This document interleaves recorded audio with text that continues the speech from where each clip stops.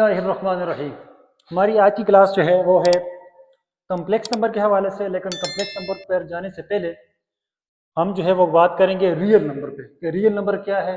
उसके बाद real number के दो टाइप्स हैं, हम वो पढ़ेंगे और उसके बाद फिर अपने टॉपिक पे जाएंगे। सबसे पहले हमारे पास सवाल ये है कि रियल नंबर क्या है। All the number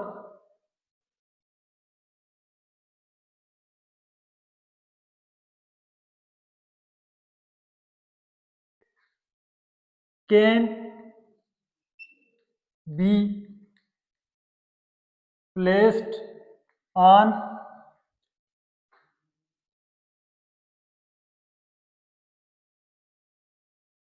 number line. वो तमाम नंबर जो नंबर लाइन के ऊपर लिखे जा सकें उनको हम कहते हैं रियल नंबर। क्या कहते हैं? Real number. इसमें हमारे पास होल नंबर भी आता है, इंटीजर भी आता है, हमारे पास होल नंबर भी आता है, इंटीजर भी आता है, फ्रैक्शन भी आता है और टर्मिनेटिंग नंबर भी आता है, टर्मिनेटिंग डेसिमल भी आता है। ये सारे हमारे पास हैं रियल नंबर। रैशनल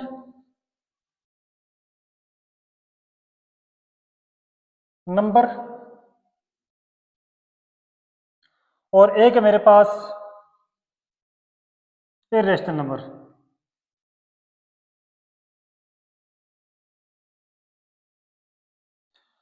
अब रेशनल नंबर मेरे पास क्या कौन से नंबर होते हैं?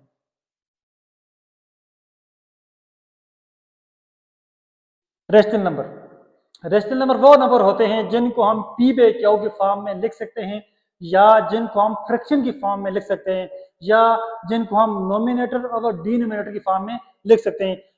वो नंबर जिनको हम पी बाय क्यू की फॉर्म में लिख सकते हैं वो हमारे पास नंबर होते हैं रेशनल नंबर। कौन से नंबर होते हैं? Rational number. याद रखिए इसमें ये जो क्यू है ये कभी भी जीरो के बराबर नहीं होगा, ये कभी भी जीरो के बराबर नहीं होगा। इसकी अगर मैं मिसाल दूं तो मेरे पास है 2/3, 4/7, 7/7। इस तरीके से ये मेरे पास हो जाएंगे रेशनल नंबर। अब इरेशनल नंबर वो नंबर जिनको हम पी बाय क्यू के फॉर्म में नहीं लिख सकते, जिनको हम पी बाय के फॉर्म में जैसे मेरे पास एक नंबर है √-3 और मेरे पास है ये √-7। ये मेरे पास जो है ये इरेशनल नंबर। ये मेरे पास कौन सा नंबर है? इरेशनल नंबर है। जैसे ये एक मेरे पास है पाई, ये भी इरेशनल नंबर है। अब देखिए मैंने स्टार्ट किया रियल नंबर से। वो नंबर जिनको हम नंबर लाइन के ऊपर प्लेस कर सकें वो हमारे पास होते हैं रियल नंबर। अब उसकी एक टाइप में बड़ी रेशनल नंबर जिनको हम पी बाय क्यू के फॉर्म में लिख सकते हैं, और इरेशनल नंबर जिनको हम पी बाय क्यू के फॉर्म में नहीं लिख सकते। मेन टॉपिक हमारा अब स्टार्ट होने वाला है कि इसके बाद रेशनल और इरेशनल के बाद हम अपने टॉपिक पे जाएंगे जो हमारा आज का मेन टॉपिक है।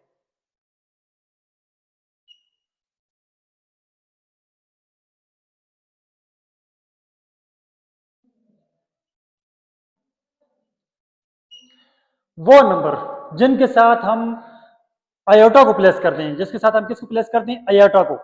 अयोटा ये हमारे पास एक इमेजिनरी नंबर है तो वो हमारे पास बन जाता है इमेजिनरी नंबर। रियल नंबर के साथ हम एक इमेजिनरी नंबर के लिए हम इस्तेमाल करते हैं the number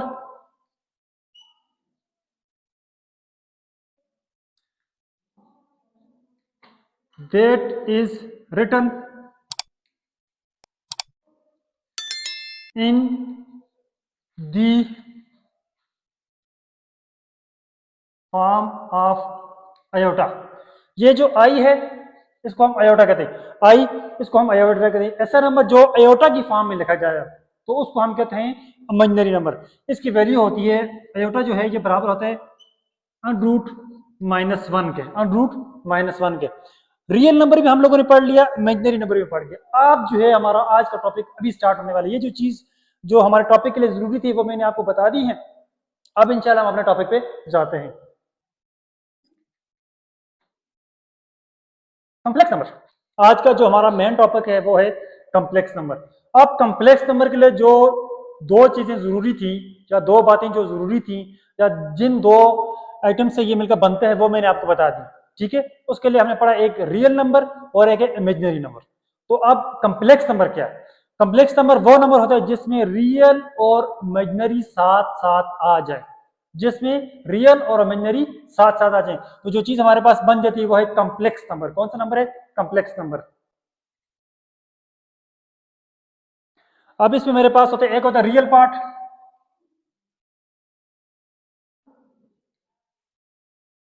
plus imaginary part.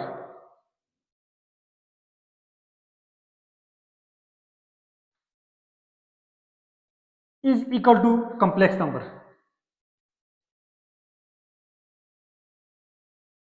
एक है मेरे पास रियल पार्ट इसका, जिसमें हमारे पास रियल नंबर आते हैं, एक है इमेजिनरी पार्ट जिसमें हमारे पास इमेजिनरी नंबर आते हैं। तो जब ये दोनों साथ आ जाएंगे, चाहे वो प्लस होते हो, माइनस होते हो, मल्टीप्लाई होते हो या डिवाइड होते हो, तो जो चीज हमारे पास आ जाएगी वो है कॉम्प्लेक्स नंबर। मिसाल के तौर पर मेरे पास रियल नंबर में मैं लिखूँ 2, मैं प्लस कर लेता हूँ 2 प्लस इमेजिनरी नंबर में मेरे पास है 6 आयोटा।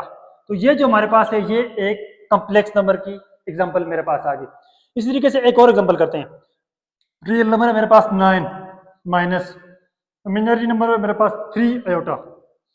ये जो हमारे पास एग्जांपल आ गई, ये आ गई कॉम्प्लेक्स नंबर की। किसकी मिसाल आ गई? कॉम्प्लेक्स नंबर की। Real number plus real number and imaginary number जब साथ साथ आ जाएं तो जो चीज मेरे पास बन जाती है वो है कॉम्प्लेक्स नंबर। अच्छा, इसमें एक बात आप लोगों ने ध्यान में रखनी है, वो ये रखनी, जो रियल पार्ट है ना, ये कभी भी अनरूट पर मुश्तमिल नहीं होगा। जो रियल पार्ट है ये कभी भी रूट पर मुश्तमिल नहीं होगा। जो इमेजिनरी नंबर है वो इसमें मुश्तमिल हो सकता है, लेकिन रियल नंबर कभी भी नेगेटिव या अनरूट की फॉर्म में मुश्तमिल नहीं होगा। अब आपके ज़हन में अगर रियल नंबर के हवाले से कोई सवाल आता है, सॉरी कॉम्प्लेक्स नंबर के हवाले से, तो आप कमेंट में, मेरा जो कमेंट है उसमें आप पेस्ट कर सकते हैं कि सर हमें इस चीज़ की समझ नहीं आई। तो मैं नेक्स्ट जो वीडियो बनाऊंगा उसमें आपको जो क्वेश्चन होगा उसको क्लियर कर दूंगा। थोड़ा सा कॉम्प्लेक्स नंबर के लिए फिर बता देता हूँ। रियल नंबर और इमेजिनरी नंबर जब साथ आ जाएं तो ये मेरे पास बन जाता है कॉम्प्लेक्स नंबर। अच्छा, एक लफ्ज़ है कंजुगेट।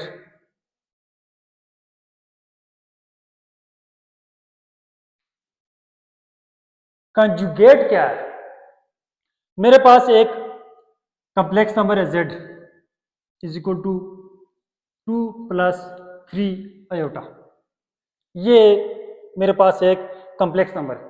वो कह रहे हैं इसका कंजुगेट क्या हो, तो मैं इसके लिए कंजुगेट z बाहर लिख देता हूँ इसके, ताकि मैं कंजुगेट लिख रहा हूँ।